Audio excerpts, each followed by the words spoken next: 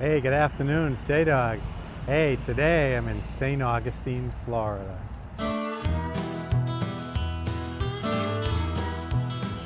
When Andy and I first became snowbirds, we spent several winters in St. Augustine Beach and spent quite a bit of time here in St. Augustine. And it became one of my favorite places to visit because of all the history here. What I thought I'd do in this video is to show you some of the places and talk about some of the history in St. Augustine. St. Augustine is one of the oldest cities in the U.S. That's right, it was actually first settled in 1565. That's a long time ago, by the Spanish. And it was a Spanish city for over 250 years. It pretty much stayed a Spanish city up until I think there was a 20-year period, 1763 to 1783, where the British took it over through some treaty or whatever, but then it went back to be a Spanish city. And it actually didn't become a U.S. city until 1821. So think about it, it was actually a Spanish city for well over 250 years, and it's been a U.S. city for about 200. So there's a lot of rich history here. Behind me here, what you see is the Castillo San Marcos. That's an old Spanish fort.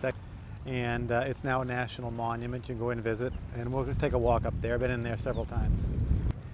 So I mentioned that when the U.S. took over Florida, St. Augustine, they used the Castillo primarily as a prison, and they renamed it Fort Marion after Francis Marion, a U.S. Revolutionary War hero.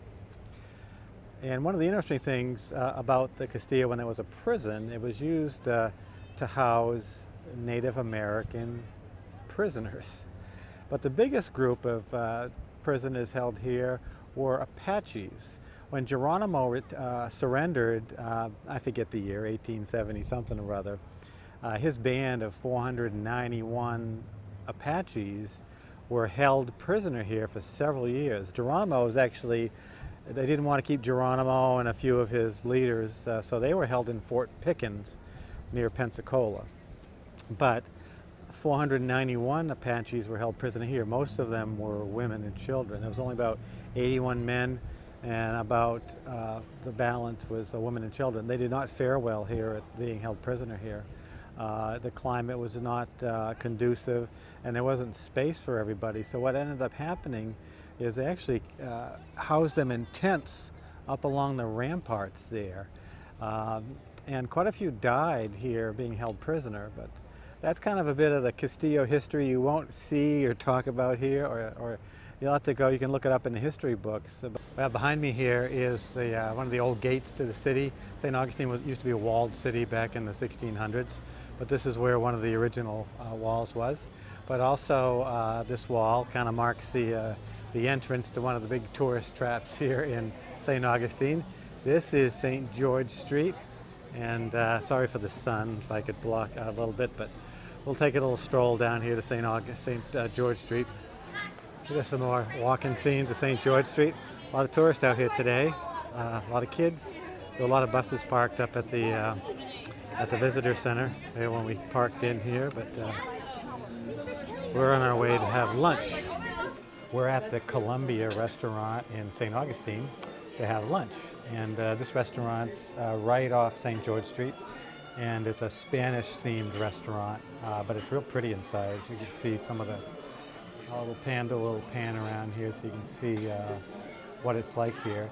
But they're famous for their salad, the 1905 salad. Both Annie and I are going to have the salad. They come and make it right at your table, so we'll show you what this is like here. Olive, ham, tomato, Swiss cheese. Squeeze some fresh lemons in there. And then we have the 1905 dressing, which is olive oil, oregano, garlic, a little bit of white wine, salt, and pepper. Followed up with some Worcestershire.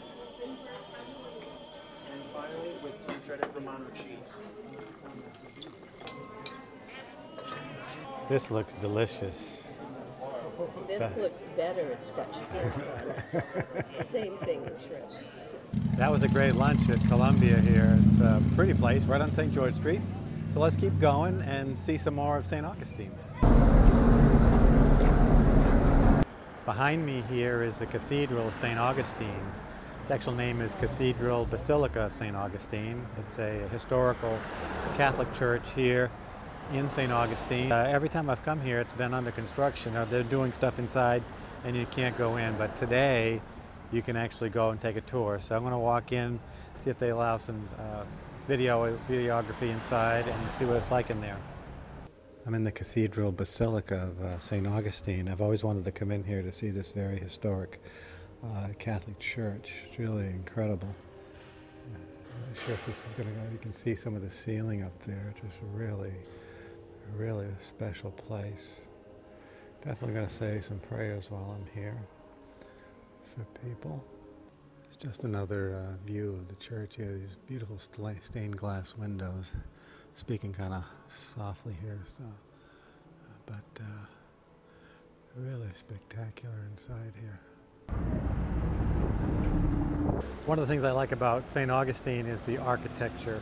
I mentioned how it was a Spanish city for its beginning for 250 years, and they've maintained that Spanish architectural flair to the city. There's not a lot of places, but behind me here you'll see this hotel, and the architecture influence is actually more Moorish. Actually, the Moors invaded southern Spain several hundred years ago, but that's what you see. A lot of the architecture that you see here, I'm going to show you a couple of buildings, have that Moorish flair to them. Another example of that architectural flair I mentioned is building behind me. This is the Leitner Museum. It's actually a nice museum to go in and see artifacts and some history, paintings and stuff. It's actually a pretty nice place to visit. But you notice it's got the same kind of Moorish, Spanish flair to it. This was actually an old hotel. I forget the name of it. I'll put it up here in a video. I have to look it up. But it's actually an old hotel that got turned into this museum here. But this is a nice place to visit if you're in St. Augustine. And behind me is one more example of nice historic architecture you'll see. It's all kind of the same style, but this is Flagler College, and I'm going to kind of turn around here so you can see a little bit more. Flagler College. I think it's a liberal arts college. But that used to be the Ponce de Leon Hotel. It was actually a big tourist place. But that's another thing you'll see in St. Augustine. Nice architecture like that you see at the Flagler College.